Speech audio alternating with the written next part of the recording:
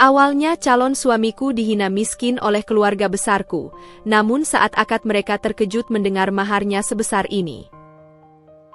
Halo Bunda, apa kabar Bunda semuanya? Sebelum masuk ke ceritanya, jangan lupa nyalakan subtitle dan subscribe terlebih dahulu ya. Hari itu, langit Jakarta terlihat begitu kelabu, seolah mencerminkan suasana hatiku yang sedang kacau. Aku, Dinda, duduk di sudut kedai kopi favoritku, mencoba menenangkan diri setelah pertengkaran hebat dengan ibuku pagi tadi. Lagi-lagi, kami bertengkar karena urusan perjodohan. Ibuku bersikeras agar aku segera menikah dengan anak seorang pengusaha kawan lamanya, sementara aku, dengan segala jiwa muda dan keinginan untuk memilih sendiri jalan hidupku, menolak mentah-mentah ide itu.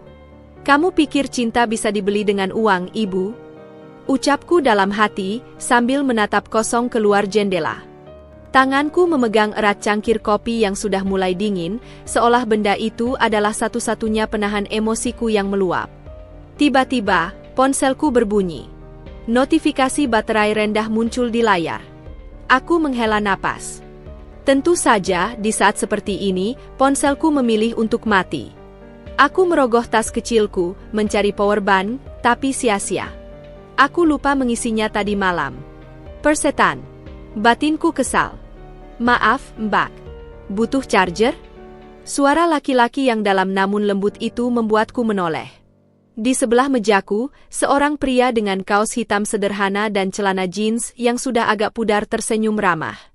Tangannya memegang sebuah kabel charger. Aku mengangguk, agak malu karena terlihat sedang kesal. Iya, terima kasih.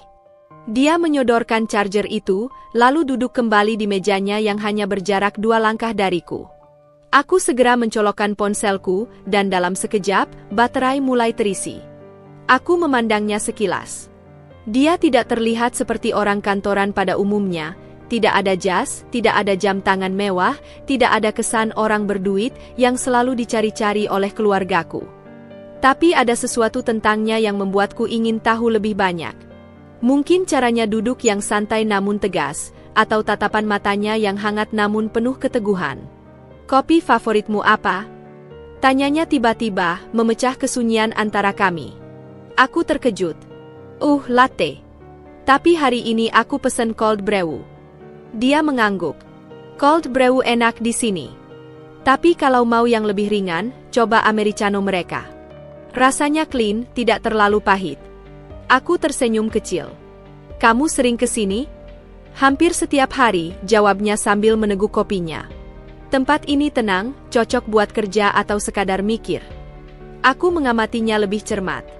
Di mejanya, ada laptop tua yang masih bertahan dengan stiker-stiker usang, dan beberapa lembar kertas berisi coretan-coretan yang terlihat seperti sketsa bisnis atau mungkin ide proyek. Kamu kerja di bidang apa? Tanyaku, tiba-tiba penasaran. Dia mengangkat bahu. Banyak hal. Tapi akhir-akhir ini lagi fokus di pengembangan properti kecil-kecilan. Properti? Aku tidak menyangka. Dari penampilannya, aku mengira dia mungkin seorang penulis atau desainer grafis. Namaku Robi, ujarnya memperkenalkan diri. Dinda, balasku. Kami mulai mengobrol lebih dalam. Aku terkejut betapa mudahnya percakapan mengalir antara kami. Dia bercerita tentang perjalanan bisnisnya yang dimulai dari nol, tentang kegagalan-kegagalan yang justru membuatnya lebih kuat, dan tentang prinsipnya bahwa uang bukanlah segalanya, tapi kerja keras dan kejujuran adalah kunci. Aku terpana. Sudah lama aku tidak bertemu seseorang yang begitu tulus dan bersemangat seperti dia. Tidak seperti para lelaki yang selama ini dikenalkan oleh keluargaku, yang hanya pamer harta dan jabatan. Tanpa kusadari, kami sudah mengobrol selama hampir 2 jam. Ponselku sudah penuh baterainya, tapi aku sama sekali tidak ingin pergi. Ini baru pertama kali kami bertemu, tapi rasanya seperti sudah saling mengenal lama.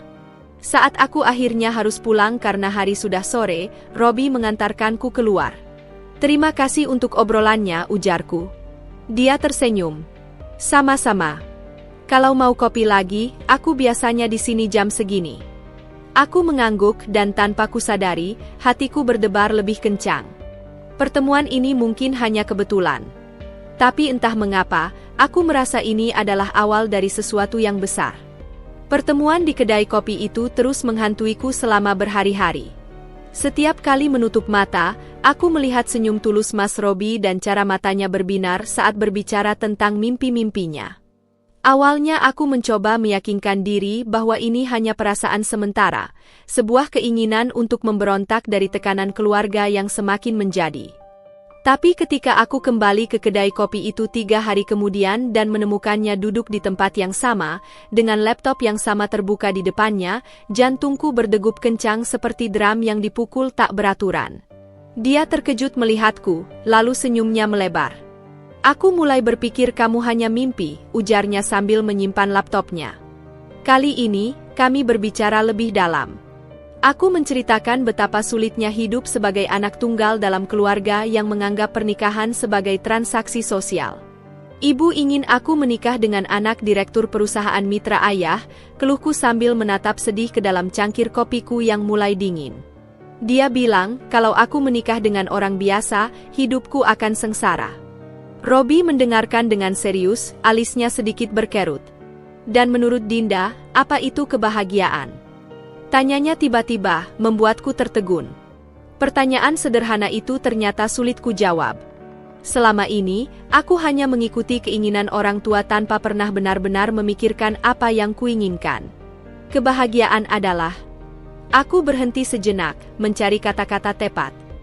Bisa bangun pagi tanpa takut dihakimi. Bisa mencintai tanpa syarat. Matanya berbinar. Jawaban yang bagus. Pertemuan-pertemuan berikutnya terjadi secara alami. Awalnya seminggu sekali, lalu 3 hari sekali, hingga akhirnya hampir setiap hari kami menghabiskan sore bersama di kedai kopi itu. Aku mulai mengenal Robi lebih dalam, keteguhannya dalam prinsip, cara berpikirnya yang berbeda, dan kesederhanaan yang justru membuatnya terlihat begitu mulia. Suatu sore, saat hujan turun deras di luar, Robi mengantarku pulang dengan payung kecil yang nyaris tak cukup untuk kami berdua. Tunggu di sini, katanya saat kami sampai di depan apartemenku. Dia berlari ke bawah hujan dan kembali membawa sebuah kotak kecil. Ini untukmu, ujarnya, memberikanku sebuah buku catatan kulit berwarna coklat tua. Saat kubuka, ada tulisan tangan di halaman pertama, untuk Dinda yang berani bermimpi. Perasaanku campur aduk. Tak ada yang pernah memberiku hadiah seperti ini, sesuatu yang begitu personal, begitu penuh makna. Hubungan kami pun berkembang tanpa bisa kubendung lagi. Tapi masalah mulai muncul ketika ibuku mencurigai perubahan sikapku. Dinda akhir-akhir ini sering pulang sore, katanya suatu malam sambil menyisir rambutnya di depan cermin. Ada apa? Aku punya teman baru, jawabku hati-hati. Ibuku langsung menoleh tajam. Laki-laki. Ketika aku mengangguk perlahan, matanya langsung menyala. Siapa dia? Anak siapa? Kerja di mana? Aku menggigit bibir. Dia, seorang pengusaha kecil. Pengusaha kecil?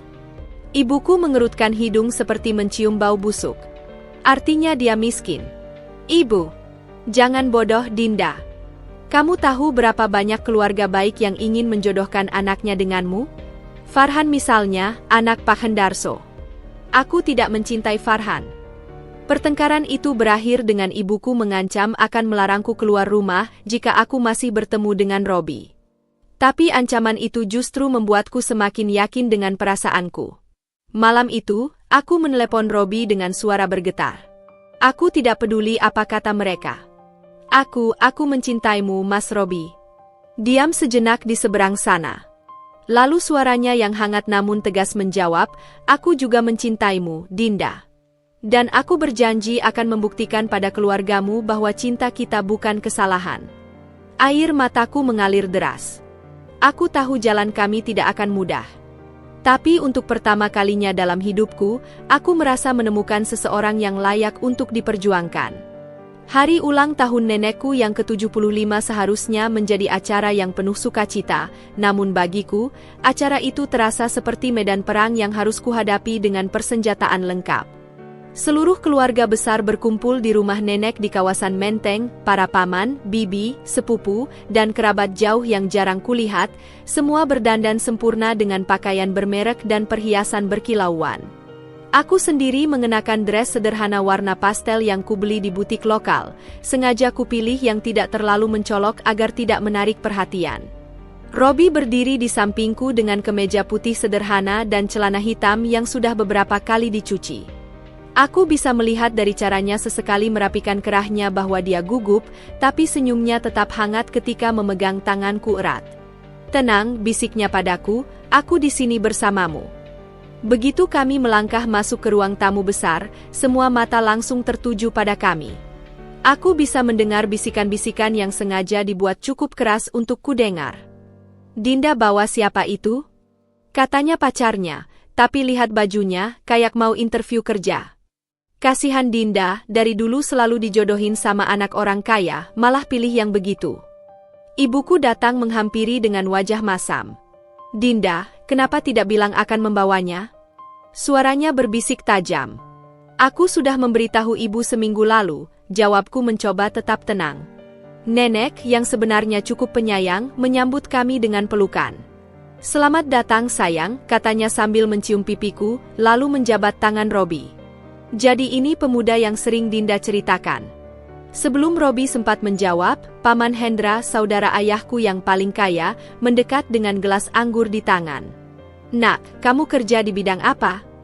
tanyanya dengan nada merendahkan. "Saya mengembangkan beberapa bisnis properti kecil, Pak," jawab Robi sopan. "Properti? Developer besar atau kecil?" Paman Hendra menyeringai. "Kecil saja, baru mulai berkembang." "Ah, developer kecil sekarang banyak yang bangkrut," sergah Paman Hendra sambil menepuk punggung Robi dengan keras, hampir membuatnya tersedak minuman. Beberapa sepupu tertawa terkekeh. Acara makan malam semakin tidak nyaman. Robi duduk di sebelahku, berhadapan dengan sepupuku Andi yang terkenal sombong. Andi sengaja memesan pelayan untuk membawakan anggur termahal dan terus menceritakan tentang mobil barunya sambil melirik Robi. "Kamu pakai mobil apa sehari-hari, Mas?" tanya Andi tiba-tiba. "Saya biasa pakai Grab atau naik transportasi umum," jawab Robi jujur. Seluruh meja menjadi hening sejenak sebelum Andi tertawa terbahak-bahak. "Wah, hemat ya. Tapi gimana kalau mau ajak Dinda jalan-jalan? Jangan-jangan naik angkot?" Tanganku menggenggam erat sendok makan. Robi menaruh tangannya di atas tanganku, memberi isyarat untuk tetap tenang. "Sebenarnya," kata Robi perlahan, "saya lebih suka menghabiskan uang untuk pengalaman bermakna daripada untuk benda mewah. Dinda dan saya sering mencoba restoran kecil yang unik atau mengunjungi pameran seni." "Ah, alasan orang miskin." Andi menyeruput anggurnya.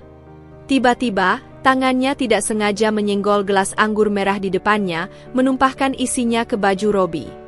"Waduh, maaf ya," kata Andi tanpa penyesalan, sementara anggur merah itu menyebar di kemeja putih Robi. Aku langsung berdiri, marah. Tapi Robi lebih cepat menarik lenganku. "Tidak apa-apa," bisiknya. "Aku ada baju ganti di tas." Ketika Robi pergi ke kamar mandi untuk berganti baju, ibuku segera duduk di sebelahku. "Kamu lihat sendiri kan? Dia tidak akan pernah diterima di keluarga kita. Lebih baik putus sekarang sebelum malu-maluin lebih jauh." Aku menatap ibuku dengan mata berkaca-kaca. Ibu tidak kenal Robi. Dia orang paling baik yang pernah aku temui. "Baik tidak bisa mengisi perut, Dinda. Kamu terbiasa hidup enak, kamu tidak akan tahan hidup sederhana." Saat Robi kembali dengan kemeja pengganti yang lebih sederhana lagi, aku melihat bagaimana semua orang memandangnya dengan kasihan atau penghinaan. Tapi yang membuatku terharu adalah bagaimana Robi tetap bersikap ramah, tetap mengajak bicara, tetap tersenyum meski perlakuan mereka menyakitkan. Di mobil saat pulang, aku tidak bisa menahan tangis lagi. "Maafkan aku, Isaku. Aku tidak menyangka mereka akan sejahat itu." Robi mengusap air mataku dengan lembut. "Aku sudah menduga, Dinda. Tapi aku tidak marah. Mereka hanya tidak mengerti. Bagaimana bisa kamu tetap tenang menghadapi semua itu?" Dia tersenyum kecil. "Karena aku punya kamu. Dan suatu hari nanti, mereka akan mengerti bahwa nilai seseorang tidak diukur dari baju yang dikenakannya." Malam itu, untuk pertama kalinya, aku benar-benar memahami kekuatan karakter Robi. Dan di saat yang sama, tekadku untuk memperjuangkan hubungan kami semakin membara. Malam itu, setelah acara ulang tahun nenek yang berakhir dengan rasa pahit, aku mengajak Robi ke apartemenku untuk pertama kalinya. Suasana hujan yang turun sejak sore menciptakan rintik-rintik air di jendela, seolah menjadi latar yang sempurna untuk keheningan yang menyelimuti kami berdua. Robi duduk di sofa kecil di ruang tamuku, matanya menatap kosong ke arah secangkir teh chamomile yang kuberikan padanya. Tangannya yang biasanya hangat terasa dingin ketika ku sentuh. Aku tidak menyangka keluargaku bisa sekejam itu, ujarku, mencoba memecah kesunyian yang mulai terasa berat. Robi menghela napas panjang sebelum menoleh ke arahku. Dinda, ada sesuatu yang harus kuberitahukan padamu. Suaranya serius, berbeda dari nada bicaranya yang biasanya tenang dan penuh percaya diri. Aku mengangguk, mempersiapkan diri untuk apapun yang akan dikatakannya. Mungkin dia akan mengaku bahwa hubungan kami terlalu berat, atau bahwa dia tidak sanggup lagi menghadapi penghinaan dari keluargaku. Tapi yang keluar dari mulutnya justru membuatku terkejut. Aku bukan orang miskin seperti yang keluargamu kira. Aku mengerutkan kening. Apa maksudmu? Robi membuka laptop tua yang selalu dibawanya kemana-mana. Dengan beberapa ketikan, dia menunjukkan padaku beberapa dokumen yang membuat mataku membelalak. Ada laporan keuangan perusahaan, dokumen kepemilikan saham, dan beberapa sertifikat properti. Ini. Aku tak bisa menyelesaikan kalimatku saat melihat angka-angka yang tertera di dokumen tersebut. Aku memilih hidup sederhana karena prinsip, Dinda. Bukan karena tidak mampu. Robi menjelaskan dengan tenang bagaimana dia sebenarnya adalah pemilik mayoritas saham di beberapa perusahaan properti ternama, termasuk salah satu yang sering bekerja sama dengan perusahaan ayahku. Tapi aku tidak ingin dikenal karena uangku. Selama ini aku sengaja merahasiakan ini karena ingin memastikan orang-orang di sekitarku tulus. Aku terdiam, mencerna semua informasi ini. Pikiranku langsung melayang ke semua penghinaan yang diterima Robi, semua ejekan tentang penampilannya yang sederhana, semua pandangan merendahkan dari keluargaku. Dan selama ini, dia bisa saja membungkam mereka dengan menunjukkan kekayaannya. Kenapa tidak bilang sejak awal? Tanyaku, suaraku bergetar. Keluargaku pasti akan langsung menerimamu kalau mereka tahu. Itulah saat Robi memegang kedua tanganku erat, matanya berbinar dengan intensitas yang belum pernah kulihat sebelumnya. Justru itu yang tidak kuinginkan, Dinda. Aku tidak mau diterima karena uangku. Aku ingin dinilai sebagai manusia, sebagai Robi, bukan sebagai angka di rekening bank. Perkataannya menyentuh sesuatu yang dalam di hatiku. Tiba-tiba aku menyadari betapa egoisnya keinginanku tadi, ingin dia membuktikan diri pada keluargaku dengan kekayaannya. Padahal esensi dari semua ini adalah penerimaan tanpa syarat yang selama ini tidak pernah diberikan keluargaku. Dan kamu, Robi melanjutkan dengan suara lembut, kamu menerimaku apa adanya. Tanpa tahu semua ini. Itulah yang membuatku yakin dengan perasaanku padamu. Air mataku mulai mengalir. Aku teringat semua momen kecil bersamanya, bagaimana dia selalu memilih restoran sederhana tapi penuh makna, bagaimana dia lebih suka memberi donasi diam-diam daripada pamer amal, bagaimana dia memilih hadiah-hadiah personal yang berasal dari hati, bukan dari harga. Tapi, bagaimana kalau kita menikah nanti? Tanyaku tiba-tiba. Robi tersenyum misterius. Itu akan menjadi kejutan. Tapi percayalah, aku akan membuat semua orang yang pernah merendahkanmu dan meremehkanku tercengang. Malam itu, setelah Robi pulang, aku berdiri lama di balkon apartemenku, memandang hujan yang masih rintik-rintik. Aku merasa seperti baru saja diberitahu sebuah rahasia besar, sebuah kebenaran yang mengubah segalanya namun tidak mengubah apapun tentang perasaanku padanya. Aku mencintai Robi karena siapa dia, bukan karena apa yang dia miliki.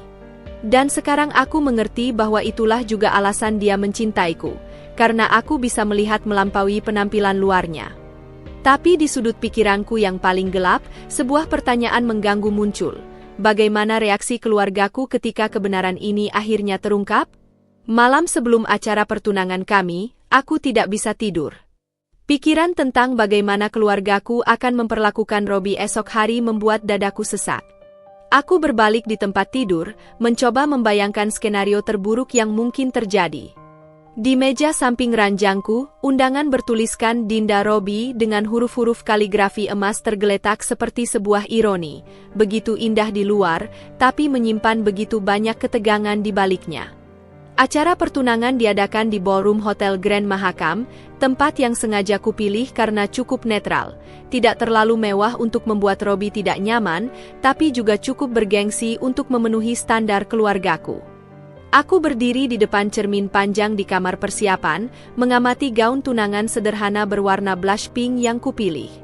Lilitan satinnya terasa dingin di kulitku, seperti gugup yang merayap di sekujur tubuhku. Ibuku masuk tanpa mengetuk, matanya langsung menyapu penampilanku dari atas ke bawah. "Tidak pakai perhiasan dari keluarga?"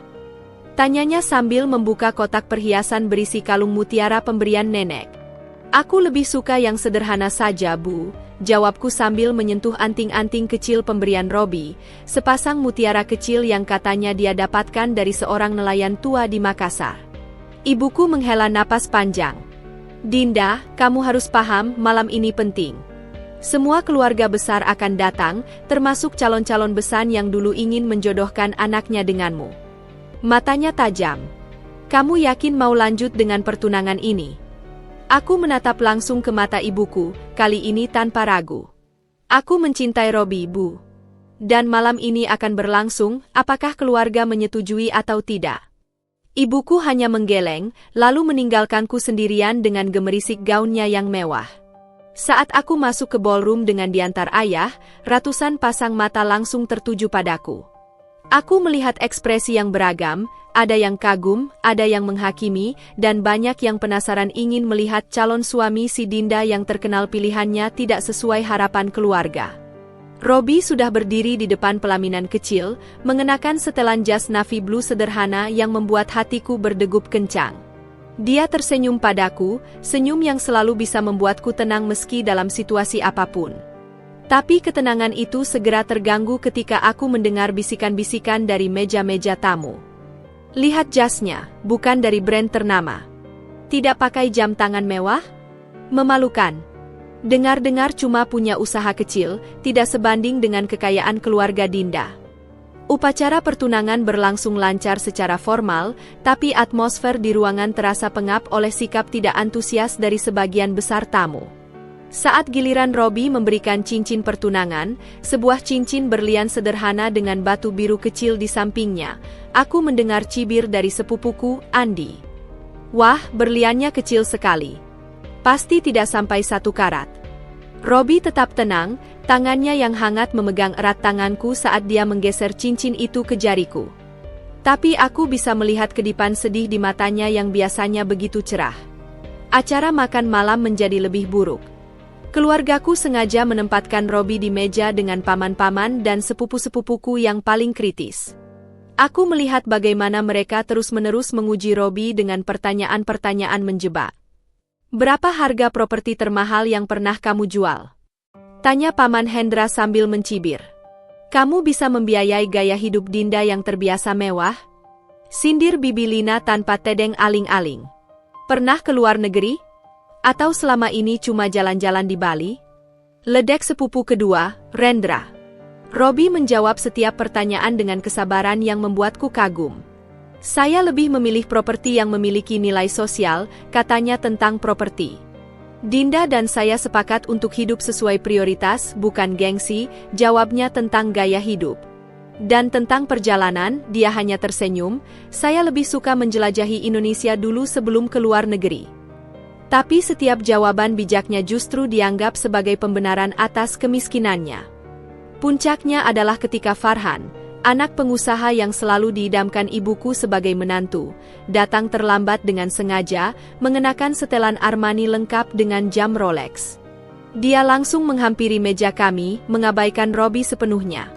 "Dinda, kamu masih bisa membatalkan ini," bisik Farhan cukup keras untuk didengar orang sekitar. "Aku masih mau menerimamu, meski sudah pernah bertunangan dengan orang seperti itu." Wajahku memerah karena marah.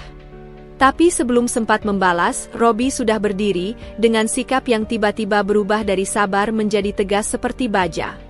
Tuan Farhan, ucap Robi dengan suara rendah tapi jelas, kamu menghina calon istriku di depan wajahku. Kamu punya dua pilihan, minta maaf sekarang, atau aku akan meminta kamu keluar dari acara ini. Ruangan langsung senyap. Farhan terlihat terkejut, tidak menyangka si miskin ini berani menantangnya. Apa kamu tidak tahu siapa aku?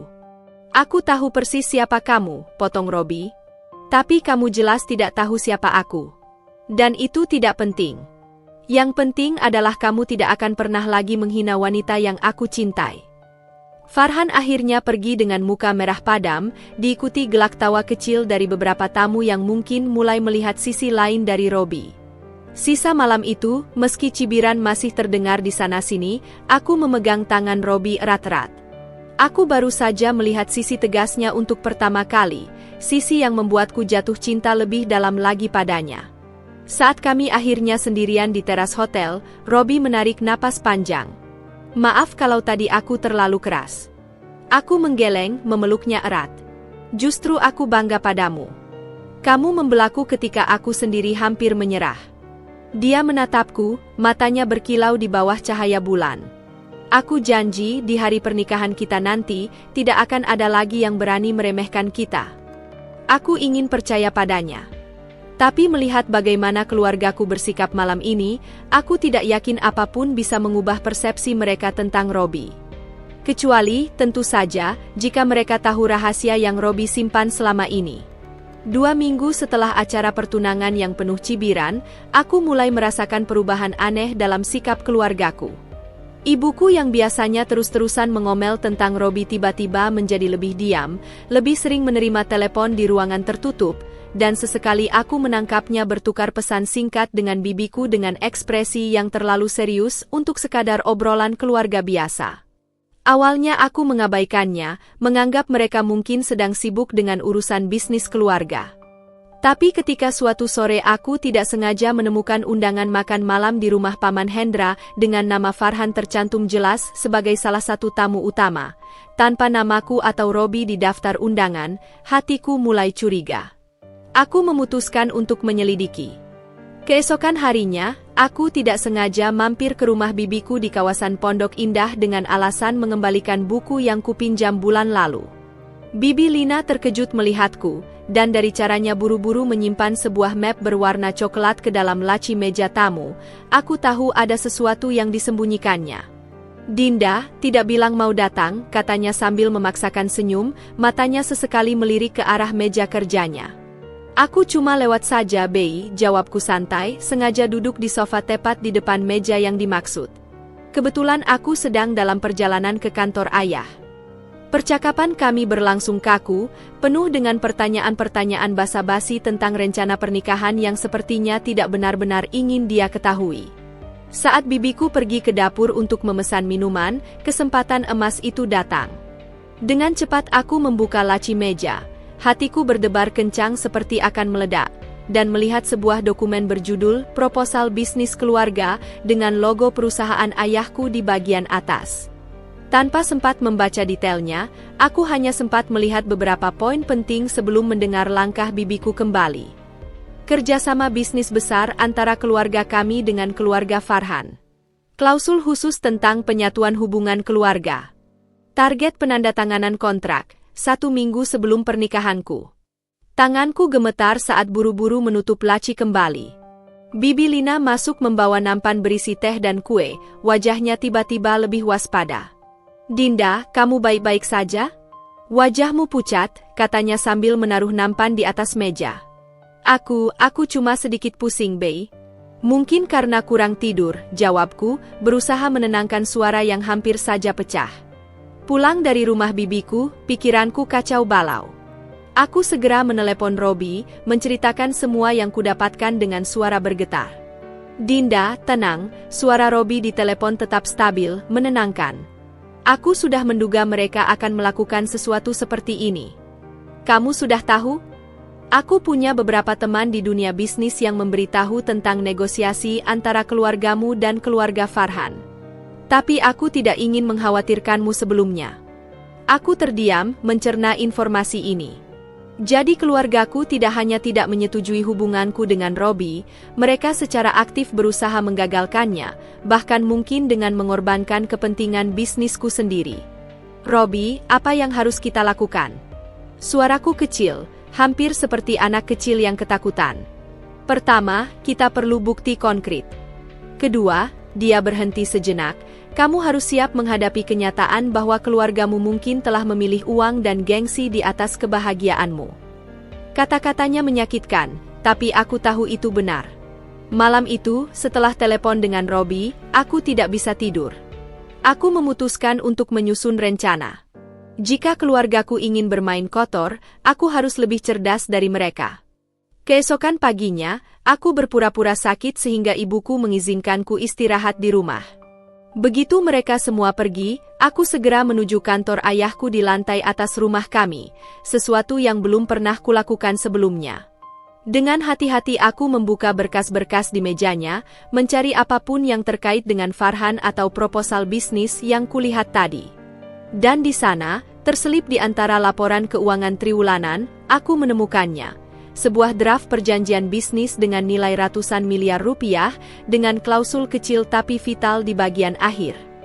Kedua belah pihak sepakat untuk memperkuat kerjasama ini melalui penyatuan hubungan keluarga, dengan menikahkan Farhan Hendarso dengan Dinda Wijaya paling lambat 3 bulan setelah penandatanganan kontrak. Air mataku menetes ke atas kertas itu, membuat tintanya sedikit melebar. Jadi inilah kebenarannya. Aku hanyalah sebuah transaksi bisnis bagi mereka. Sebuah komoditas yang bisa diperdagangkan untuk keuntungan finansial. Saat aku mendengar langkah kaki di lorong, aku buru-buru menyimpan dokumen itu kembali dan menyembunyikan wajah yang masih basah oleh air mata. Ibuku masuk dengan segelas jus dan obat. "Dinda, kenapa kamu di sini?" Tanyanya curiga. Aku cuma mencari majalah bisnis ayah. Untuk Robi. Dia tertarik dengan industri properti kita. Bohongku, pertama kalinya aku berbohong kepada ibuku. Wajah ibuku berkerut. Robi tidak perlu ikut campur urusan bisnis keluarga. Fokus saja pada pernikahan kecilnya itu. Kata-katanya seperti pisau yang menusuk ulu hatiku. Tapi sekarang, setelah mengetahui rencana mereka, amarahku mulai mengkristal menjadi tekad. Malam itu, saat bertemu Robi di kedai kopi biasa kami, aku menceritakan semua yang kudapatkan. Matanya yang biasanya lembut tiba-tiba menjadi dingin seperti baja. "Jadi ini bukan lagi sekadar tidak setuju dengan hubungan kita," gumamnya. "Mereka secara aktif berusaha menjualmu untuk kepentingan bisnis." Aku mengangguk, menahan isak. "Apa yang harus kita lakukan?" Robi memegang tanganku erat. "Kita akan melanjutkan pernikahan seperti rencana. Tapi sekarang, kita perlu strategi baru." Dia mengeluarkan laptopnya dan menunjukkan padaku beberapa dokumen. Aku sudah mempersiapkan ini sejak lama, untuk berjaga-jaga. Aku melihat layar penuh dengan dokumen hukum, rencana bisnis, dan sebuah file berjudul Operasi Pembuktian Diri. "Mulai sekarang," kata Robi dengan suara tegas yang belum pernah kudengar sebelumnya, "kita tidak hanya berjuang untuk cinta kita. Kita berjuang untuk membuktikan pada mereka bahwa kita bukan boneka yang bisa mereka mainkan sesuai keinginan mereka." Di kedai kopi sederhana itu, di meja kecil tempat pertama kali kami bertemu, kami menyusun rencana kami. Dan untuk pertama kalinya, aku merasa benar-benar bersatu dengan Robi. Bukan hanya sebagai pasangan yang saling mencintai, tapi sebagai sekutu yang siap berperang melawan ketidakadilan. Matahari belum sepenuhnya terbit ketika aku terbangun oleh dering telepon yang memekakkan telinga. Layar ponselku menunjukkan pukul 5.37 pagi, dan nama Robi berkedip-kedip dengan latar belakang foto kami berdua di pantai. Suaranya di telepon terdengar berbeda, lebih dalam, lebih tegas, dengan getaran marah yang jarang kudengar darinya. "Dinda, kamu sudah lihat berita pagi ini?" Aku masih setengah tidur, otakku belum sepenuhnya menyambung. "Berita apa?" "Kamu tahu aku bukan orang pagi, Rob." Buka link yang baru aku kirim. Sekarang, aku menggeser layar ponselku, membuka pesan WhatsApp dari Robi. Ada sebuah link ke portal berita online, dengan judul yang membuat darahku langsung mendidih. Putri pengusaha ternama akan dinikahkan dengan anak konglomerat, hubungan dengan pacar biasa segera diputuskan. Artikel itu ditulis dengan gaya seolah-olah sudah pasti terjadi, menggambarkan seolah-olah aku dan Farhan sudah bertunangan, dengan hanya sedikit mention tentang Robi sebagai mantan pacar dari kalangan menengah. Yang lebih mengejutkan, ada kutipan langsung dari sumber dekat keluarga yang mengatakan, Dinda sadar bahwa masa depannya akan lebih terjamin dengan Farhan. Dia hanya butuh waktu untuk mengakhiri hubungan yang tidak seimbang sebelumnya. Tanganku gemetar memegang telepon. Ini tidak mungkin. Siapa yang memberikan pernyataan ini? Aku sudah menyelidiki, kata Robi, suaranya seperti baja dingin. Menurut kontakku di media, informasi ini diberikan langsung oleh tim humas perusahaan ayahmu. Mereka bahkan menyertakan foto lamaran palsu antara kamu dan Farhan. Aku segera membuka laptopku, dan dengan setiap artikel baru yang kubuka, kemarahanku semakin memuncak. Rupanya, kabar ini sudah tersebar di berbagai media bisnis dan gosip. Beberapa bahkan menyebutkan tanggal pernikahan fiktif antara aku dan Farhan, tepat 1 minggu sebelum hari pernikahanku yang sebenarnya dengan Robi. Ini penghinaan terbesar, bisikku, air mata kemarahan mulai menggenang di pelupuk mata. Mereka benar-benar ingin menghancurkan kita. Dinda, pakai baju yang bagus.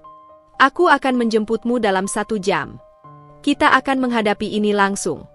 1 jam kemudian, Robi tiba dengan setelan jas abu-abu yang belum pernah kulihat sebelumnya.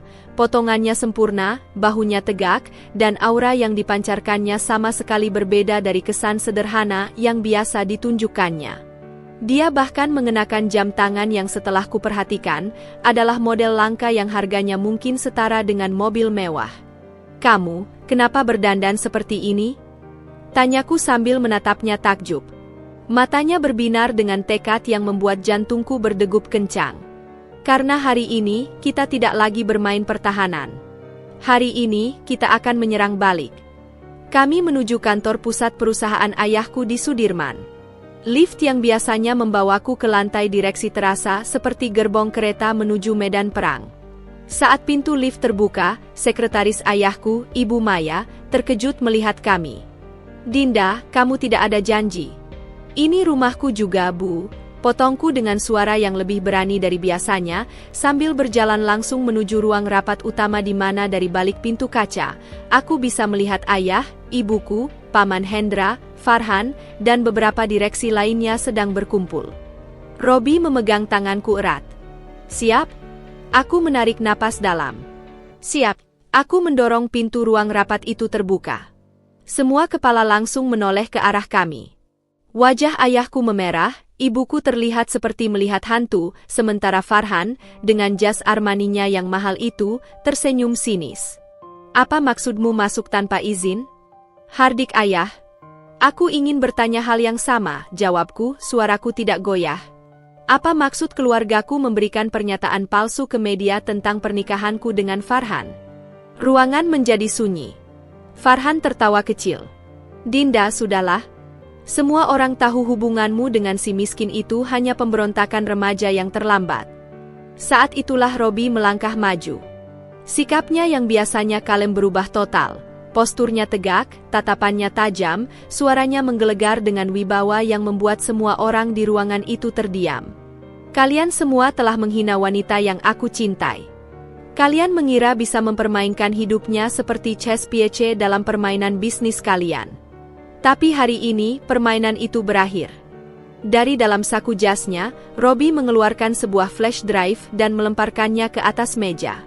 Di dalam ini ada bukti bahwa kerjasama bisnis kalian dengan keluarga Farhan melanggar setidaknya 3 regulasi Bapepam.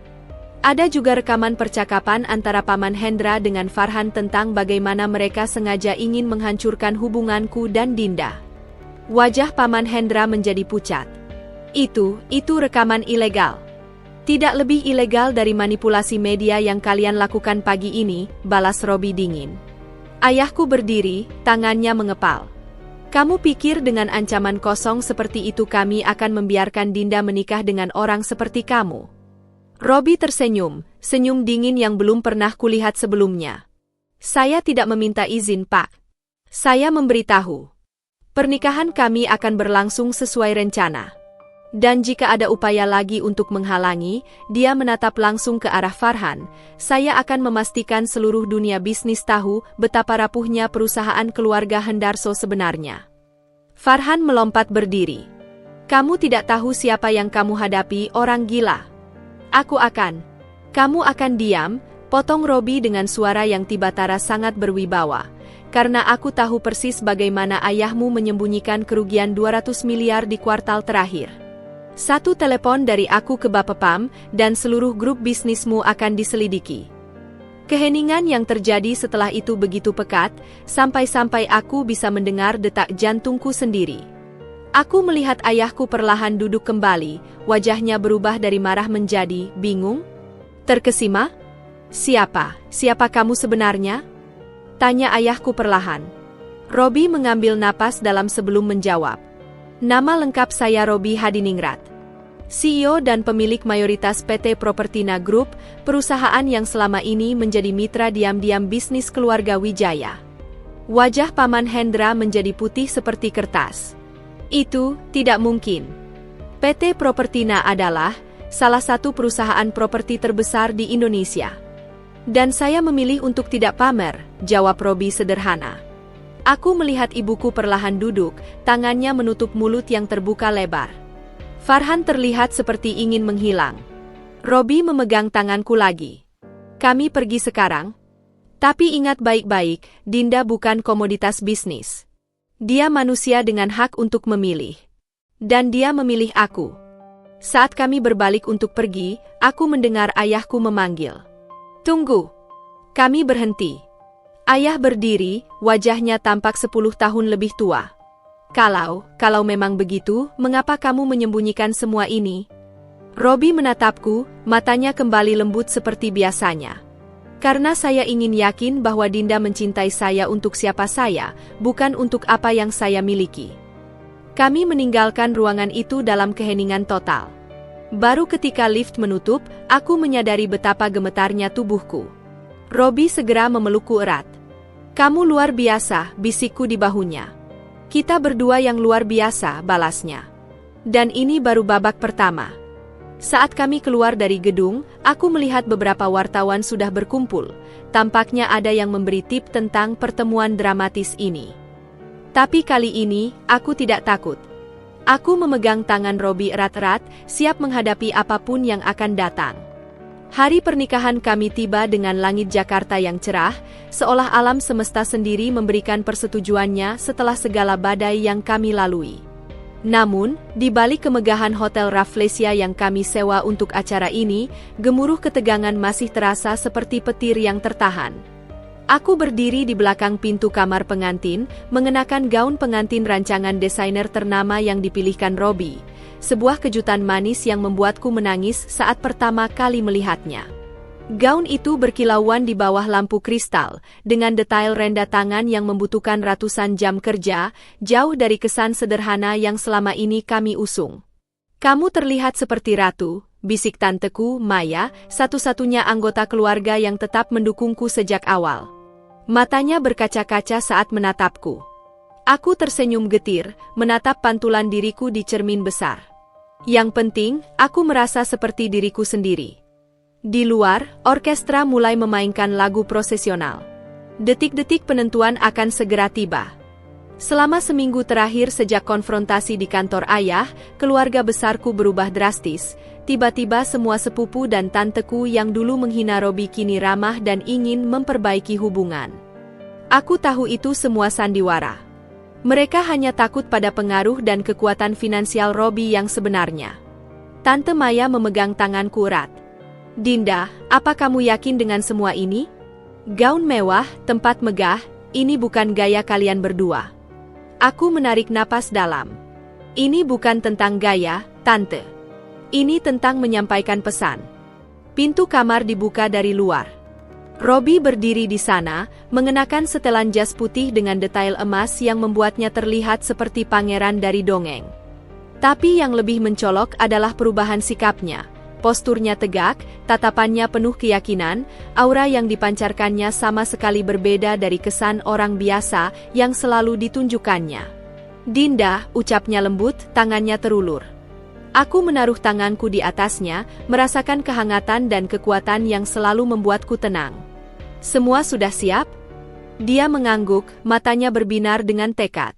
Semua tamu sudah datang, termasuk mereka. Aku tahu yang dia maksud adalah keluargaku yang munafik dan Farhan yang masih belum bisa menerima kekalahannya. Saat kami berjalan menuju koridor panjang yang akan membawa kami ke ballroom, aku melihat beberapa staf hotel berbisik sambil melirik ke arah kami. Sejak pagi, rumor tentang mahar pernikahan kami sudah menyebar seperti api, tapi Robi memastikan tidak ada yang tahu angka pastinya. Masih ingin melanjutkan rencanamu? Tanyaku pelan. Dia menekan lembut tanganku. Mereka sudah menghina kita berbulan-bulan. Hari ini, mereka akan mengerti konsekuensinya. Pintu ballroom terbuka. Orkestra langsung memainkan lagu prosesional. Ratusan pasang mata langsung tertuju pada kami, dan aku bisa melihat dengan jelas bagaimana ekspresi mereka berubah dari pura-pura bahagia menjadi terkejut lalu takjub. Ballroom itu seperti diambil dari mimpi, ribuan bunga segar menghiasi setiap sudut, lampu kristal berkilauan, air mancur champagne di setiap meja. Ini jauh lebih mewah dari pernikahan sepupu-sepupuku yang dulu menyombongkan acara mereka. Aku melihat ibuku di barisan depan, matanya melotot tak percaya. Ayahku terlihat seperti kesulitan bernapas. Sementara Farhan, yang datang dengan pakaian terbaiknya, tiba-tiba terlihat sangat kecil dan tidak penting di antara kemegahan ini. Prosesi berjalan lancar hingga tiba saat yang paling dinanti, pembacaan mahar. Penghulu dengan suara lantang mengumumkan. Robi Hadiningrat menyatakan kesiapannya memberikan mahar kepada Dinda Wijaya senilai. Ada jeda dramatis. Seluruh ballroom hening seolah menahan napas. 50 miliar rupiah, beserta surat kepemilikan saham dan properti yang telah diserahkan hari ini. Ledakan decak kagum memenuhi ruangan. Beberapa tanteku sampai menjatuhkan gelas mereka. Ibuku terlihat seperti akan pingsan, sementara ayahku menatap Robi dengan ekspresi yang tak bisa kuidentifikasi, antara malu, kagum, dan penyesalan. Tapi puncaknya adalah ketika Robi mengambil mikrofon setelah akad selesai. Suaranya yang tenang namun penuh wibawa menggema di seluruh ruangan. Terima kasih untuk semua yang hadir hari ini. Khususnya untuk keluarga besar Wijaya. Dia berhenti sejenak, matanya menyapu setiap anggota keluargaku yang dulu menghinanya, yang telah mengajari kami arti pentingnya ketulusan. Karena itu, kami memutuskan bahwa semua hadiah pernikahan dari pihak keluarga akan kami sumbangkan ke Yayasan Anak Yatim, kecuali dari mereka yang benar-benar mendukung kami sejak awal. Aku melihat wajah bibiku memerah. Paman Hendra terlihat seperti ingin menghilang. Sementara sepupuku Andi, yang dulu menumpahkan anggur ke baju Robi, tiba-tiba berdiri dan bertepuk tangan paling keras, berpura-pura menjadi fans berat kami. Saat pesta berlangsung, perubahan sikap mereka begitu jelas. Mereka yang dulu menghina Robi sekarang mengelilinginya, memujinya, mencoba berbasa-basi seolah mereka selalu dekat. Aku melihat bagaimana Robi menanggapi mereka dengan sopan tapi tetap menjaga jarak. Tidak seperti mereka yang dulu merendahkannya, dia tidak menggunakan kekayaannya untuk membalas dendam. Di tengah keramaian, Farhan mendekatiku dengan wajah pucat. Dinda, aku minta maaf atas semua yang terjadi. Aku menatapnya dingin. Maaf karena menghinaku, atau maaf karena ternyata Robi lebih kaya darimu. Dia terbungkam, lalu pergi dengan wajah merah padam. Malam itu, saat kami akhirnya sendirian di suite pengantin mewah yang disiapkan Robi, aku menatapnya lelah. Kamu puas? Dia menggeleng, menarikku ke pelukannya. Ini bukan tentang kepuasan, Dinda. Ini tentang memberi pelajaran, bahwa nilai seseorang tidak diukur dari hartanya, tapi dari karakternya. Aku memandang keluar jendela, melihat langit Jakarta yang bertabur bintang. Hari ini, kami membuktikan sesuatu pada dunia. Tapi yang paling penting, kami membuktikan pada diri sendiri bahwa cinta kami lebih kuat dari semua rintangan. Besok kita ke Bali ya? Tanyaku tiba-tiba. Hanya kita berdua. Tidak ada kemewahan, tidak ada sandiwara. Robi tersenyum, senyum asli yang selama ini ku cintai. Aku sudah memesan losmen kecil di Ubud. Kamar biasa, sarapan pagi di warung, dan mungkin kita bisa naik motor butut keliling desa. Itulah saat aku tahu, di balik semua kemewahan hari ini, dia tetaplah Mas Robi yang kukenal di kedai kopi sederhana itu. Dan itulah pria yang kucintai, bukan mahar 50 miliar atau kemewahan lainnya. Ketika acara resmi selesai dan kami turun dari pelaminan, terjadilah pemandangan yang paling ironis sepanjang hidupku. Keluarga besarku yang dulu menjauhiku seperti aku penyakit menular, sekarang berebut mendekat dengan senyum lebar dan pelukan erat. Dari dulu aku tahu Robi ini orang hebat. Paman Hendra menepuk punggung Robi dengan keras, wajahnya berbinar-binar. Ciri-ciri orang sukses itu bisa dilihat dari kerendahan hatinya. Bibiku yang dulu menjuluki Robi, pengemis beruntung sekarang menggandeng tanganku erat. Dinda, kamu memang selalu punya insting bagus memilih pria. Tidak seperti sepupu-sepupumu yang hanya lihat tampang. Aku menahan geli melihat perubahan drastis mereka. Robi menangkap gelagatku dan menyeringai kecil, matanya berkedip penuh arti. Saat pesta berlangsung, aku menarik Robi ke balkon pribadi untuk menghirup udara segar. Kamu gila memberikan segitu banyak, bisikku, masih tidak percaya. Dia tertawa, memeluk pinggangku. Dinda, uang itu hanya angka. Yang penting aku bisa melihat wajah ibumu tadi, priceless. Aku menepuk lengannya, tapi tidak bisa menahan tawa. Ini terlalu berlebihan. Tidak, jawabnya tiba-tiba serius. Ini investasi. Untuk memastikan tidak ada satupun di keluargamu yang berani merendahkanmu lagi. Sekarang mereka tahu, memilihku bukan kesalahanmu, tapi bukti kecerdikanmu. Angin malam berhembus lembut, membawa serta wewangian bunga-bunga di balkon.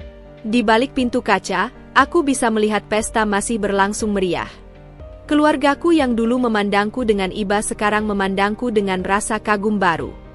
Tapi yang paling membuat hatiku hangat adalah pandangan Robi, masih sama seperti pertama kali kami bertemu di kedai kopi itu, tulus, hangat, dan penuh hormat. Aku tidak mencintaimu karena ini, bisikku, menunjuk ke arah ballroom megah di belakang kami. Dia mencium keningku. Aku tahu. Itu sebabnya aku memberikannya padamu. Malam itu, di bawah langit Jakarta yang bertabur bintang, aku menyadari sesuatu yang penting. Uang memang bisa membeli banyak hal, tapi yang paling berharga dari semuanya adalah kebebasan untuk dicintai apa adanya. Dan itu tidak ternilai harganya. Matahari pagi menyinari suite mewah kami di Hotel Rafflesia dengan sinar keemasan, membangunkanku dari tidur pendek yang tidak nyenyak. Robi sudah bangun, duduk di balkon dengan laptop terbuka, wajahnya terlihat segar meski semalam kami tidur larut. Aku menggeliat perlahan, merasakan pegal di sekujur tubuhku setelah pesta pernikahan yang melelahkan. Kenangan malam sebelumnya berputar di kepalaku, kejutan mahar 50 miliar, wajah-wajah terkejut keluarga besarku, dan perubahan sikap mereka yang begitu dramatis hingga membuatku muak. Kamu sudah bangun lama? Tanyaku sambil mendekatinya, membawa 2 cangkir kopi yang baru saja diantarkan room service. Robi menutup laptopnya dan menerima cangkir itu dengan senyum. Ada beberapa email bisnis yang harus kurespon. Tapi lihat ini, dia mengangkat ponselnya yang penuh dengan notifikasi pesan. Sejak pagi, teleponku tidak berhenti berdering. Aku melihat daftar panggilan tak terjawab dan pesan WhatsApp yang membludak. Kebanyakan dari anggota keluargaku, beberapa bahkan yang jarang sekali menghubungi kami sebelumnya. Paman Hendra menelepon 5 kali sejak jam 6 pagi, Robi menggeleng tak percaya. Dia bilang ada proyek bagus yang ingin didiskusikan. Padahal dulu dia bilang usahaku tidak akan pernah berkembang. Aku mendesah panjang, menyeruput kopi yang tiba-tiba terasa pahit di lidah. Aku tidak tahan melihat mereka semua tadi malam. Tiba-tiba semua menjadi sangat ramah, seolah selama ini mereka selalu mendukung kita. Robi menarik kursi di sebelahnya untukku. Inilah yang selalu kukhawatirkan, Dinda. Uang mengubah cara orang memandangmu, tapi bukan ke arah yang lebih baik. Belum sempat kami menikmati kopi pagi itu, teleponku berdering. Nama ibuku terpampang di layar dengan foto profilnya yang selalu sempurna. Aku mengangkat dengan enggan. Dinda sayang.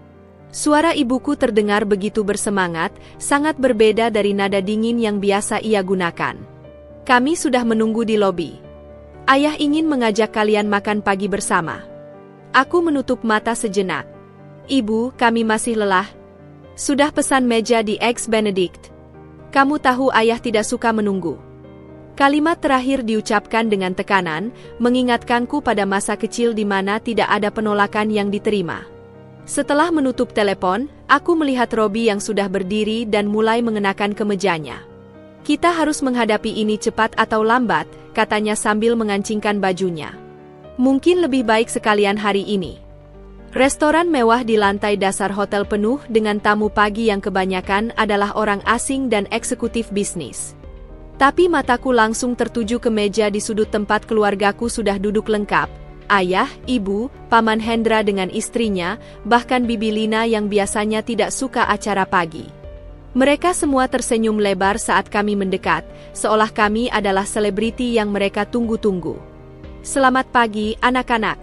Sambut ayah dengan antusias yang tidak biasa. Dia bahkan berdiri untuk menyalami Robi dengan 2 tangan, penghormatan yang biasanya hanya ia berikan pada kolega bisnis senior. Kami sudah memesan menu spesial untuk kalian, tambah ibuku, wajahnya berseri. Matanya terus mengamati Robi dengan cara baru, seperti seorang kolektor seni yang menemukan karya mahal di pasar loak. Paman Hendra langsung masuk ke pembahasan bisnis sebelum kopi paginya datang. Robi, tentang proyek properti baru kami di BSD, kami pikir ini kesempatan bagus untuk kolaborasi. Kamu kan sudah punya pengalaman di sana ya? Aku melihat Robi mengangkat alisnya. Paman ingat ketika saya mengajak kerja sama 6 bulan lalu, dan Paman bilang lebih baik kerja sama dengan monyet daripada dengan pengusaha kecil seperti saya. Meja menjadi sunyi. Bibi Lina tersedak air mineralnya. Aduh, itu kan dulu. Paman Hendra tertawa gugup, wajahnya memerah. Kita kan harus saling memaafkan, ya kan? Keluarga. Ayahku dengan cepat mengalihkan pembicaraan. Robi, kami sudah berpikir. Mungkin kamu mau bergabung di Dewan Direksi Perusahaan Keluarga? Dengan pengalaman dan sumber dayamu, pasti akan sangat membantu. Aku hampir tersedak roti panggangku. Selama bertahun-tahun ayahku menolak mentah-mentah gagasan perempuan masuk ke jajaran direksi, dengan alasan bisnis bukan tempat untuk emosi.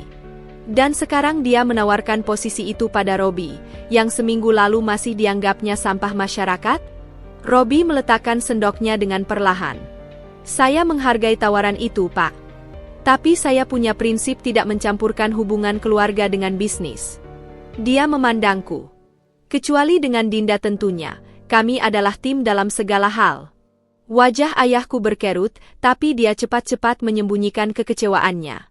Ya, tentu saja. Sarapan itu berlanjut dengan percakapan-percakapan palsu dan pujian berlebihan yang membuat perutku mual. Saat kami akhirnya berpamitan, ibuku menarikku ke samping. Dinda, sayang, tentang rumah mungil di Menteng yang Robi belikan untukmu, kamu kan pasti akan tinggal bersamanya di rumah besarnya itu ya? Kalau rumah Mentengnya tidak terpakai. Aku menatap ibuku dengan mata membelalak. Ibu ingin meminta rumah pemberian suamiku. Bukan meminta, sayang. Hanya meminjam sementara. Untuk adik sepupumu yang baru lulus kuliah. Kepalaku pusing.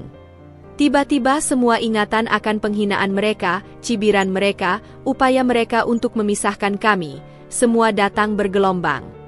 Tanpa sadar, suaraku menjadi lebih keras dari yang kurencanakan. Ibu, dulu ibu bilang menikah dengan Robi adalah kesalahan terbesar dalam hidupku. Ibu bilang aku akan hidup sengsara. Sekarang ibu mau memanfaatkan kekayaannya. Suaraku cukup keras untuk didengar meja sebelah. Ibuku terlihat seperti ditampar, wajahnya memerah. Dinda, jangan melebih-lebihkan. Kami harus pergi. Robi tiba-tiba muncul di sampingku, tangannya yang hangat memegang pundakku. Ada pertemuan bisnis yang tidak bisa ditunda. Di lift kembali ke suite kami, aku menahan isakan. Aku tidak tahan, Mas. Mereka semua begitu munafik. Robi memelukku erat. Aku tahu. Tapi sekarang mereka mengerti, kamu bukan boneka yang bisa mereka mainkan. Dan itu yang penting. Sepanjang hari itu, telepon dan pesan terus berdatangan. Undangan makan malam, permintaan pertemuan bisnis, bahkan tawaran untuk menjadi pembicara di berbagai acara keluarga.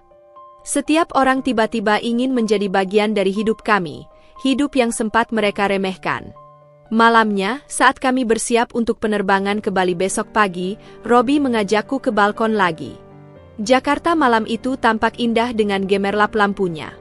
"Kita akan baik-baik saja," bisiknya sambil memelukku dari belakang. "Mereka mungkin akan terus mencoba, tapi kita punya satu sama lain." Aku memandang ke langit, mencari bintang paling terang. Hari ini aku belajar pelajaran berharga, tentang betapa rapuhnya hubungan yang dibangun di atas kepentingan.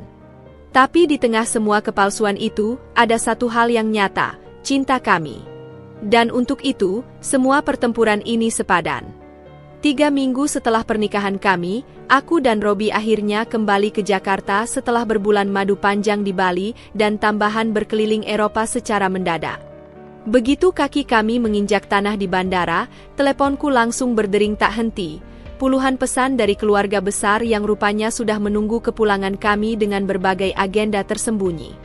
Namun satu pesan yang menarik perhatianku adalah dari tanteku Maya, yang dengan singkat menulis, "Andi dipecat dari pekerjaannya. Keluarga ribut. Tolong jangan angkat telepon siapapun sebelum kita bicara." Aku menunjukkan pesan itu kepada Robi yang sedang sibuk mengawasi petugas bandara mengangkut koper-koper kami. Matanya berbinar dengan suatu ekspresi yang tidak bisa kubaca. Apakah itu kepuasan? Penyesalan? Atau sesuatu yang lain? "Kamu tahu sesuatu tentang ini?" tanyaku sambil mengepalkan telepon di tanganku. Robi menghela napas panjang sebelum menjawab. "Mari kita bicara di mobil." Di dalam limusin yang membawa kami pulang, Robi akhirnya membuka kartu. Perusahaan tempat Andi bekerja adalah anak perusahaan PT Propertina Group. Setelah pernikahan kita, aku memerintahkan audit menyeluruh terhadap semua divisi. Apa hubungannya audit dengan pemecatan Andi? Ternyata selama 2 tahun terakhir, dia menyalahgunakan jabatannya untuk memotong anggaran proyek dan mengantongi uangnya. Buktinya sangat jelas, transfer ke rekening pribadi, faktur fiktif, semuanya. Robi memandangku dengan serius. "Aku tidak menyuruh memecatnya, Dinda. Tapi aku juga tidak menghentikan proses ketika bukti-bukti itu muncul." Aku menatap keluar jendela, mencerna informasi ini. Andi, sepupuku yang selalu menyombongkan jabatannya, yang dulu dengan sengaja menumpahkan anggur ke baju Robi di acara keluarga, ternyata seorang penipu. "Jadi ini karma," gumamku. Robi mengangguk. "Karma yang dia undang sendiri." Malam itu, rumah kami yang baru di kawasan Pondok Indah, hadiah pernikahan dari Robi, dikepung oleh kereta panjang mobil mewah keluarga. Mereka datang tanpa diundang dengan wajah-wajah panik dan marah. Paman Rudi, ayah Andi, adalah yang paling vokal. "Dinda, kamu harus menyuruh suamimu mencabut pemecatan Andi." Teriaknya begitu aku membuka pintu. "Dia dipecat dengan alasan konyol. Itu pasti karena masalah pribadi." Aku melihat Robi berdiri tenang di belakangku, wajahnya tidak tergugah oleh teriakan Paman Rudi. "Silakan masuk, Paman," ucapku dengan dingin. "Tapi tidak ada yang bisa kami lakukan jika Andi memang terbukti bersalah." Ruang tamu besar kami tiba-tiba penuh dengan keluarga yang saling menyela. Bibi Lina mencoba menjadi penengah, sementara ibuku terus membisikiku untuk berbaik hati dan membantu keluarga. "Kalian tidak mengerti," Paman Rudi menggedor meja. "Ini bukan sekadar pemecatan. Namanya dicoret dari industri. Tidak ada perusahaan properti yang mau menerimanya sekarang." Robi akhirnya angkat bicara dengan suara tenang namun penuh wibawa. "Paman Rudi, Andi mencuri hampir 800 juta dari perusahaan selama 2 tahun. Itu bukan kesalahan kecil, itu kejahatan. Tapi dia keluarga." Paman Rudi menjerit. "Apa hubungan keluarga dengan korupsi?" Robi balas bertanya. "Ketika Andi menumpahkan anggur ke bajuku, ketika dia menghinaku di depan semua orang, apakah dia ingat bahwa aku juga keluarga?" Ruangan menjadi sunyi. Aku melihat ibuku menarik napas tajam, sementara ayahku menatap Robi dengan ekspresi baru, semacam rasa hormat yang tidak pernah kulihat sebelumnya. Paman Rudi mengeluarkan senjata terakhirnya. "Kalau begitu, Aku akan bicara dengan pemilik utama PT Propertina. Aku kenal baik dengan CEO-nya. Aku tidak bisa menahan senyum kecil. Robi mengangkat alisnya. Silakan, Paman. Tapi sebaiknya Paman tahu, CEO yang Paman maksud adalah saya. Nama lengkap perusahaan itu PT Propertina Hadiningrat Group. Wajah Paman Rudi berubah dari merah padam menjadi putih pucat dalam sekejap. Bibinya Andi sampai harus duduk karena lututnya gemetar. Kamu. Paman Rudi tidak bisa menyelesaikan kalimatnya. Robi berdiri, memberikan isyarat bahwa audiensi sudah berakhir. Saya tidak akan menuntut Andi secara hukum, itu sudah kemaafan terbesar yang bisa saya berikan sebagai keluarga. Tapi untuk urusan bisnis, saya tidak main-main dengan integritas. Setelah keluarga pergi dengan wajah-wajah kalah, aku menarik Robi ke taman belakang rumah kami. Bulan purnama bersinar terang, menerangi kolam renang yang airnya bergemericik tenang. Kamu merencanakan ini sejak awal? Tanyaku sambil memandang bayangan bulan di air. Robi menggeleng. Tidak. Tapi ketika audit menemukan kecurangannya, aku memutuskan untuk tidak menutupinya seperti yang mungkin dilakukan orang lain.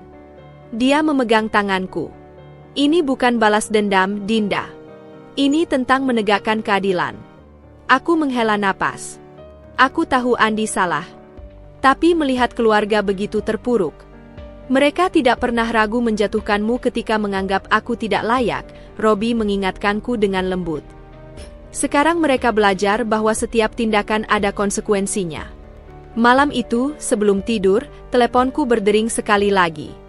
Kali ini dari Andi sendiri, panggilan pertama sejak pernikahanku. Dinda, suaranya parau di telepon. Aku minta maaf. Untuk semua.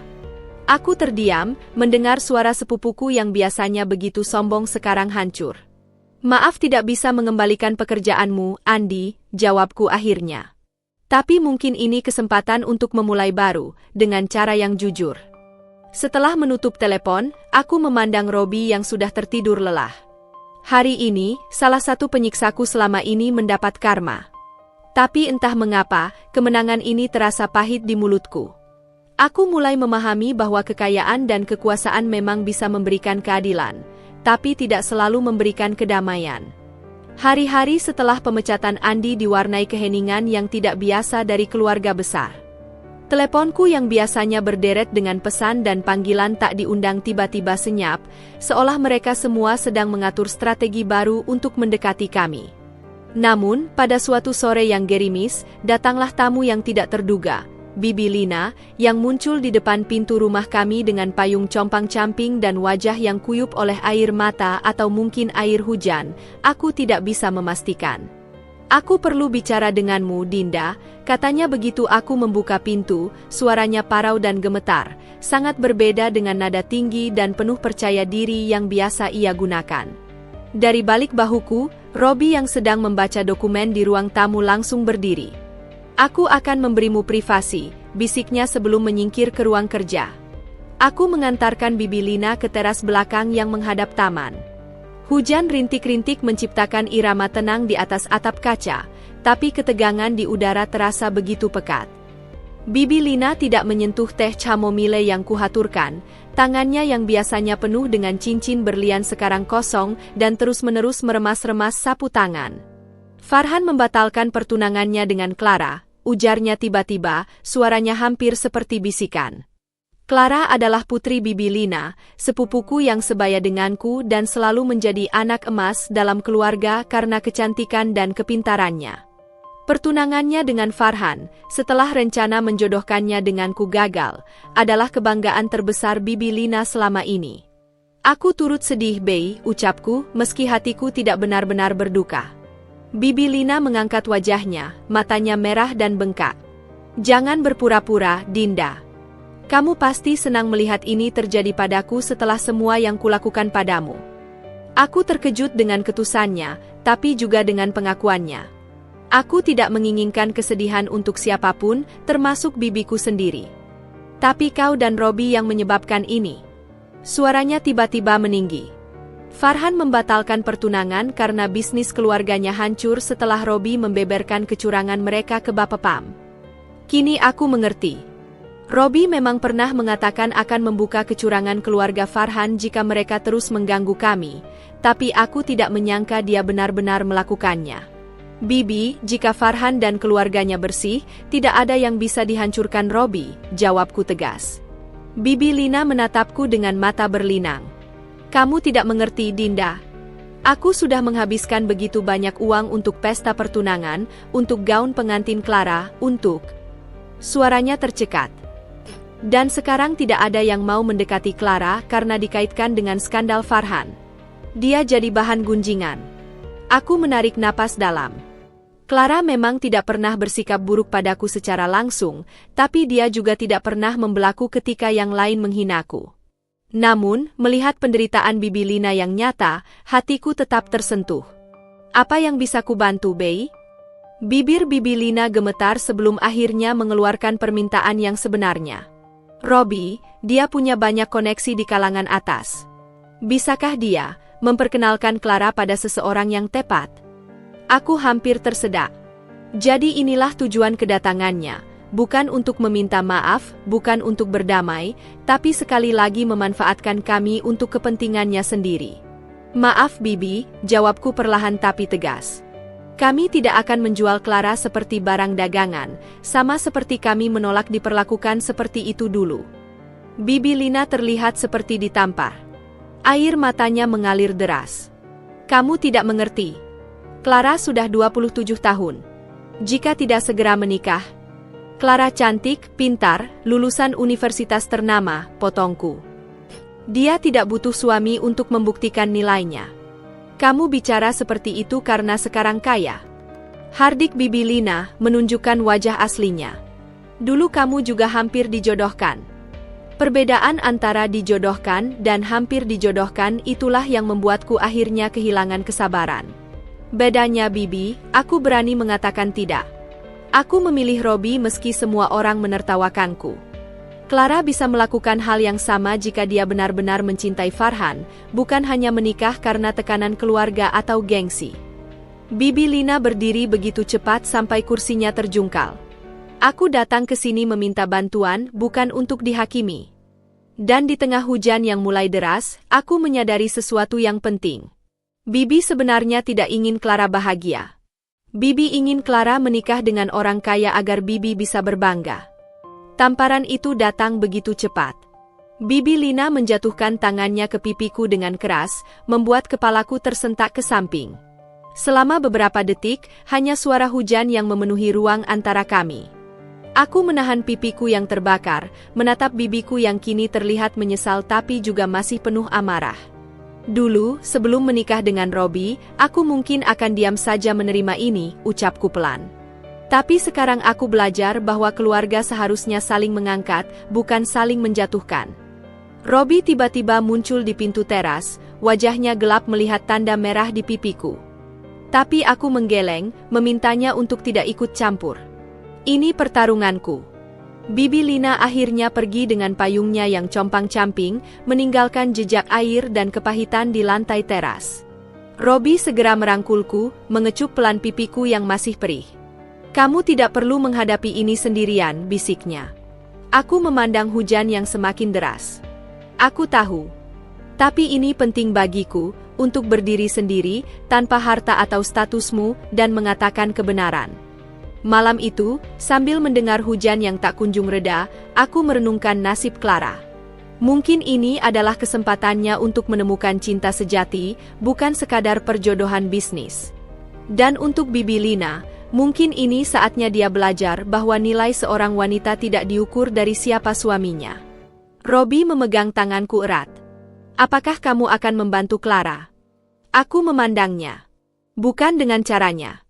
Tapi mungkin suatu hari nanti, jika Clara benar-benar membutuhkan teman, bukan sekadar koneksi, aku akan ada untuknya. Hujan terus turun, membersihkan debu dan kepalsuan yang selama ini menyelimuti hubungan keluarga kami. Dan seperti taman kami yang akan tumbuh lebih subur setelah hujan, aku percaya hubungan yang tulus juga akan tumbuh dari kejujuran ini.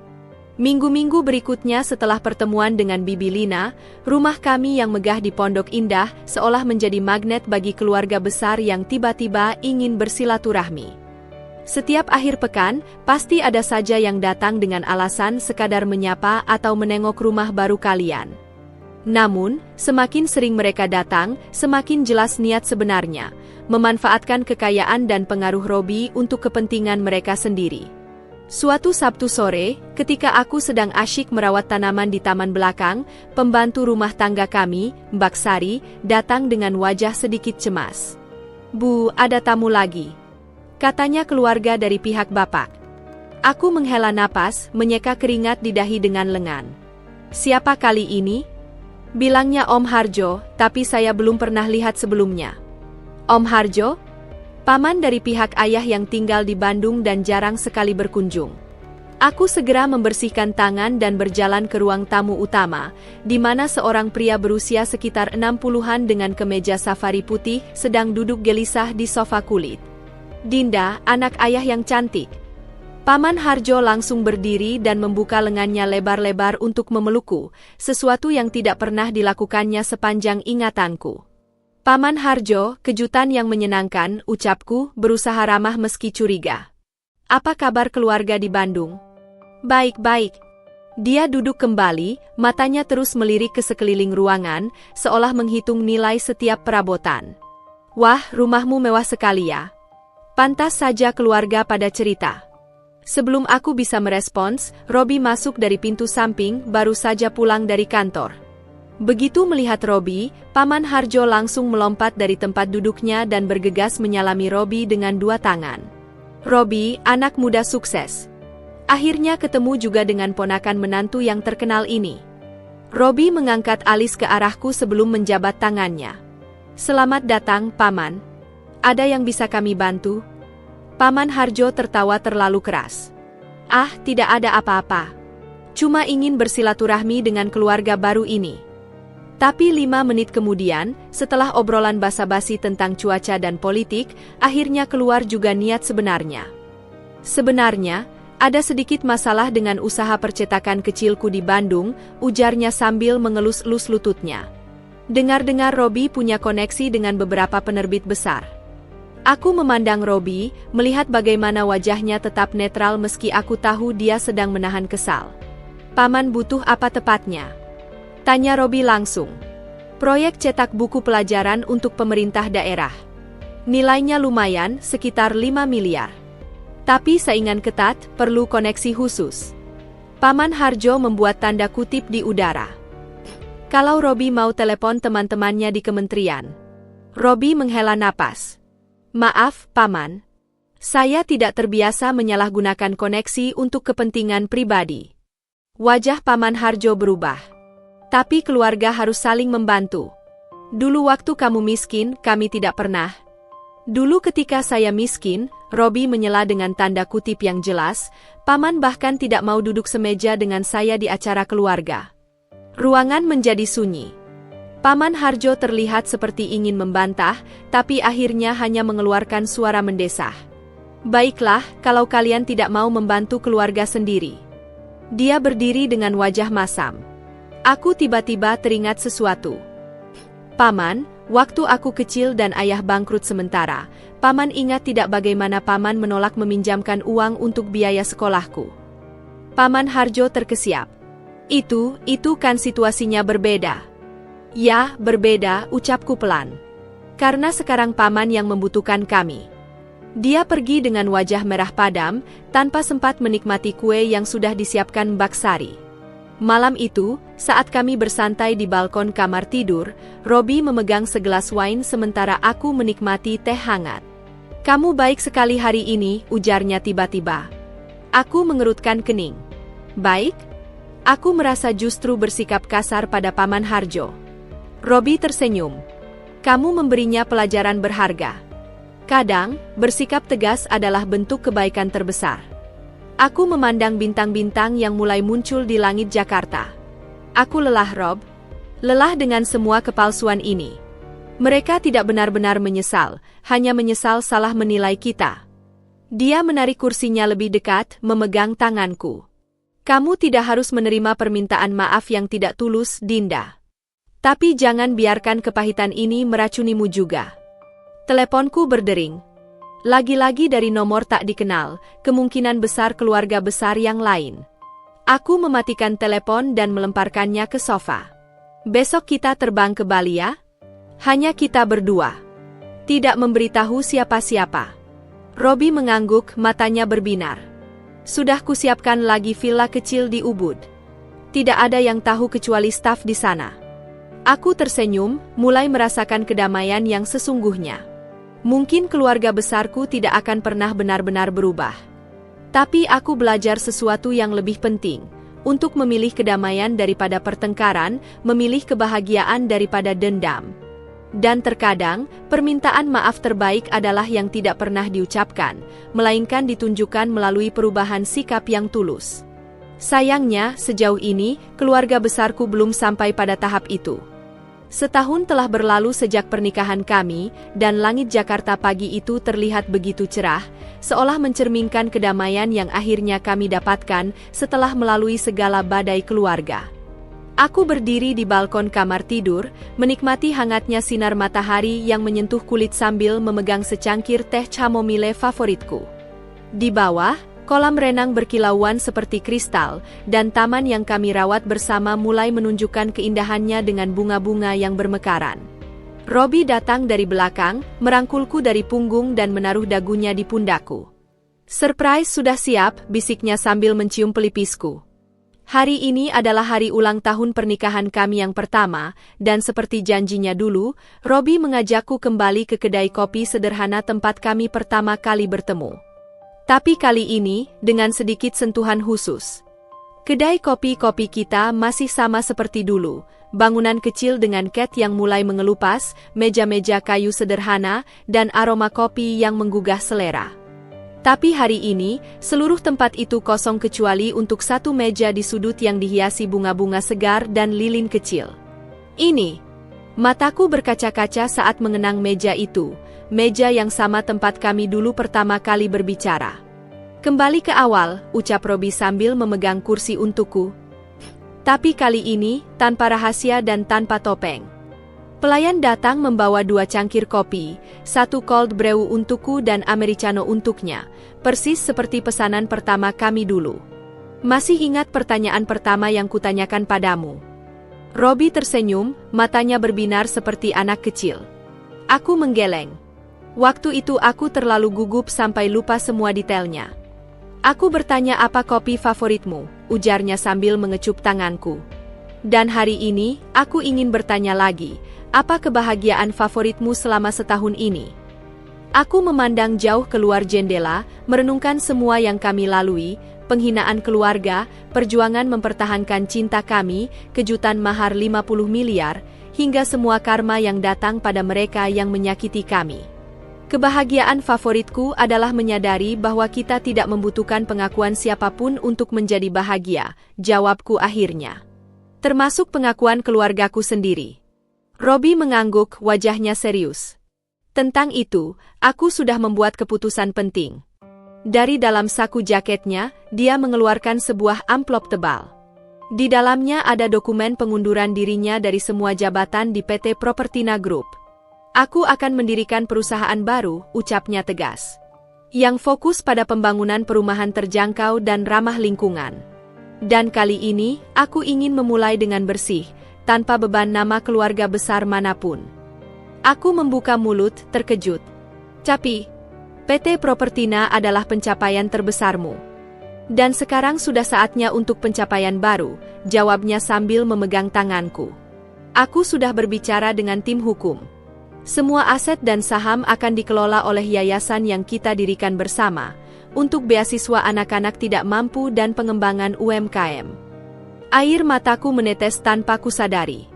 Ini adalah sisi Robi yang selalu membuatku jatuh cinta, pria yang melihat kekayaan bukan sebagai tujuan, tapi sebagai alat untuk menciptakan kebaikan. "Dan untuk keluargamu," lanjut Robi dengan nada lebih tegas, "aku sudah membuat batas yang jelas. Tidak ada lagi intervensi bisnis, tidak ada permintaan fasilitas, tidak ada transaksi terselubung.